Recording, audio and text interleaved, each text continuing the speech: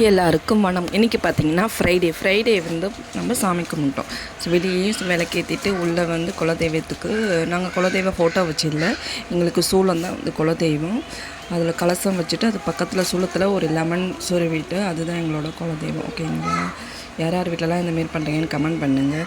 அது போக அதுக்கப்புறம் வந்து சாமி கும்பிட்டுட்டு குலதெய்வத்துக்கு ஏற்று கும்பிட்டுட்டு அதுக்கப்புறம் மங்களகரமாக ஸ்டார்ட் பண்ணலாம், பூஜை ஸ்டார்ட் பண்ணலான்னு சொல்லிட்டு பச்சை கற்பூரம் குங்குமத்தில் மிக்ஸ் பண்ணி பாசிட்டிவோடு நம்ம ஸ்டார்ட் பண்ணணும்ல. குங்குமத்தில் மிக்ஸ் பண்ணி நெத்தியில் விட்டோன்னு தாங்க எனக்கு அப்படியே ஒரு பாசிட்டிவ் வைப்ரேஷனே கிடச்சிது. ஓகேங்களா? எப்படி இப்போ மங்களகரமாக இருக்குது பார்த்திங்களா? அது போக நம்ம கையில் வளையல், நெத்தியில் குங்குமம், பூ 3மே கண்டிப்பாக இருக்கணும். நம்ம சாமி படைக்கிறப்ப மோஸ்ட்லி கண்ணாடி வளையல், குங்குமம், பூ மறுபடியும் சொல்கிறேன்.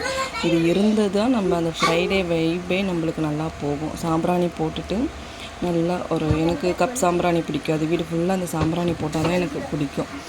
சாம்பிராணி பொடி இருக்குது, நாட்டு சாம்பிராணி, நாட்டு மருந்துக்களில் கேட்டிங்கன்னா கொடுப்பாங்க. போட்டுட்டு அதுக்கப்புறம் சாமி கும்பிட்டுட்டு அப்புறம் தீபார்த்தனை சாமிக்கு காமிச்சிட்டு வெளியிலேருந்து நம்ம உள்ளே காமிச்சிட்டு சாமி கும்பிட்டுட்டு அதுக்கப்புறம் பார்த்திங்கன்னா நல்லா ஒரு பாசிட்டிவ் வைப்ரேஷனோட சாமி கும்பிட்டுட்டு எல்லோரும் நல்லா இருக்கணும் அப்படின்ற மாதிரி வேண்டிட்டு அதுக்கப்புறம் என்ன பண்ணோம், எல்லாத்தையும் வேண்டிட்டு சாமிக்கு கீழே விழுந்து கும்பிட்டுட்டு அப்புறம் இந்த பாசிட்டிவ் வைப்ரேஷனும் கோயிலுக்கும் போயாச்சு. கோயிலுக்கு போயிட்டு சாமி கும்பிட்டுட்டு பாசிட்டிவ் வைப்ரேஷனும் அப்படியோட வீட்டு வந்துட்டோம். தேங்க்யூ.